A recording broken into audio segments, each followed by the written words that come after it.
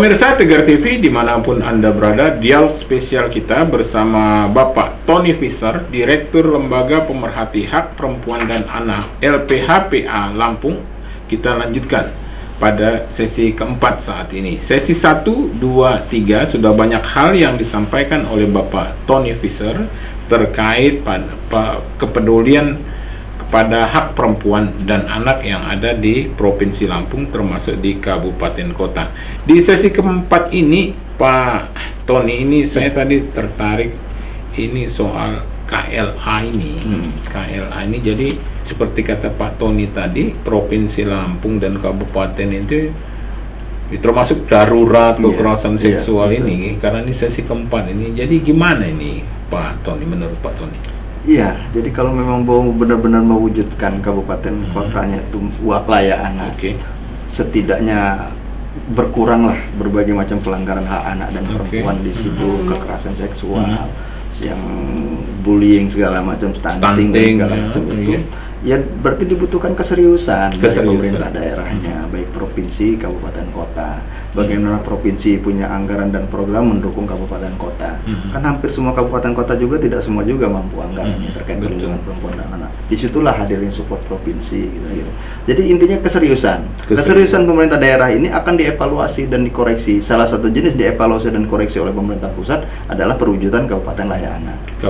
Kabupaten layak anak ini Pak Umar juga salah satu model atau jenis dari evaluasi yang dilakukan oleh pemerintah pusat terkait indeks pembangunan manusianya di setiap kabupaten kota pemerintah. Kenapa? Kan ini isinya manusia yang dihargai, baik secara infrastruktur, sarana prasarana maupun manusianya.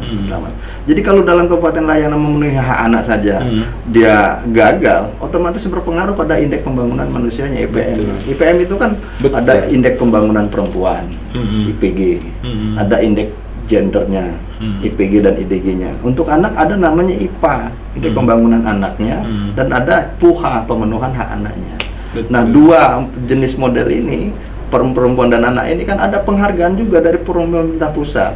Anak namanya Kabupaten Layak Anak, perempuan namanya APE, Anugerah Parahita Eka Praya, yang setiap tahun juga di itu. Nah, kalau dua ini aja gagal, dibuktikan dengan keseriusan, baik bentuk program dan anggaran, bahkan pelibatan tersebar di seluruh stakeholder, berarti kan kelihatan itu bahwa perlindungan perempuan dan anak di daerah itu benar-benar yang tidak dianggap serius dan mungkin hanya sekedar jargon, hanya sekedar mungkin dilaksanakan tapi sekedar parsial atau sekedar seremoni saja gitu loh, atau malah ya nauzubillah menjalik, jangan sampai jadi nanti ngarahnya ke manipulatif gitu, hanya bermain angka, bermain apa istilahnya data yang belum tentu juga terkonfirmasi. Nah, kita hindarin itu Pak.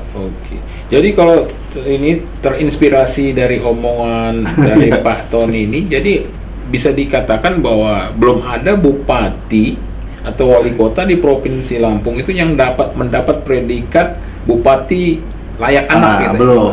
Begitu ya? Jadi gini, wawasannya gini Pak. Indonesia ini baru 3 yang meraih predikat kabupaten peringkat utama di kabupaten layak anak. Jadi baru 3. Pertama kota Solo, kota Surabaya, dan kota Denpasar. 3 ini yang baru di Indonesia ini, gitu ya. Nah, yang sudah, bahkan kalau sudah utama pasti dia otomatis disebut kabupaten layak anak gitu lah. Nah, yang jadi masalah ini, kalau kita lari ke Provinsi Lampung, bahkan di provinsi yang lain belum ada yang disebut KLA utama ini, baru itu, termasuk di Provinsi Lampung. Nah, tahun ini ya semoga saja ya dengan ketiadaan kerasionalisasi dan segala macam kena anggaran segala macam, semoga saja perjuangan para para operator kabupaten kota lainnya, kan ada operatornya di kabupaten di dinas-dinas itu, semoga bisa mampu memenuhi apa yang diinginkan dalam evaluasi KLA itu, entah regulasinya, entah anggarannya, keterlibatan masyarakatnya, anaknya terutama, dan lain sebagainya. Semoga itu, karena tahun ini sedang uji coba, mungkin sampai tahun depan, bahwa evaluasi penilaian KLA itu untuk verifikasi administrasinya akan dilakukan oleh provinsi dengan provinsi masing-masing dengan tim-timnya gitu. Kalau nggak salah saya sudah dapat informasi udah ada SK gubernurnya untuk tim itu.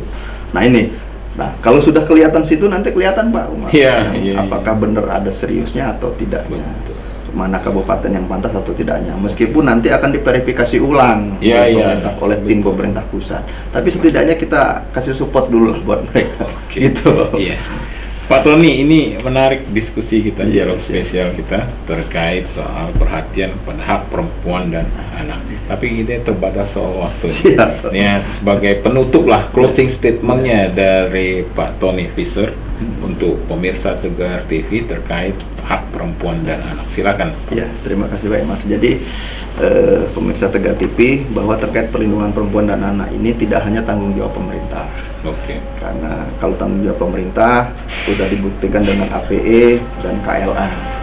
Tapi tanggung jawab juga lembaga masyarakat, dunia usaha dan media. Nah, di mana juga yang tanggung jawab masyarakat, itu sedang dibangun program yang namanya Gerakan Perlindungan Anak Terpadu Berbasis Masyarakat. Jadi intinya bahwa perlindungan perempuan dan anak ini bukan hanya tanggung jawab pemerintah saja, tapi tanggung jawab kita semua. Karena yang namanya perlindungan itu, anak itulah anak kita. Nah, intinya itu. Termasuk tanggung jawab perusahaan seperti itu. Juga yang paling penting lagi, dukungan utama nih dari para pengusaha. Karena dalam Undang-Undang Perlindungan Anak Pasal 72 ayat 3 itu kewajiban dunia usaha. Kalau dia produksi produksinya harus aman untuk anak. Nah, gitu. Sudah itu dia harus turut berperan aktif juga dalam program-program yang terkait pembangunan anak di daerah. Bisa seperti contoh yang kayak di dunia pendidikan. Banyaklah beberapa perusahaan sudah mendukung sekolah untuk misalnya sekolah berbasis teknologi segala banyak lah. Tapi untuk payung ininya, untuk terkait pelindungan kekerasan seksualnya, ini perlu juga gitu loh. Peran dunia usaha dengan program CSR akan lebih bagus lah untuk program bina lingkungannya bagi perusahaan itu. Ini juga kita harapkan benar ini Pak. Gitu Pak Umar. Menarik ini diskusi kita Pak Tony Visser, Direktur Lembaga Pemerhati Hak Perempuan dan Anak LPHPA Lampung.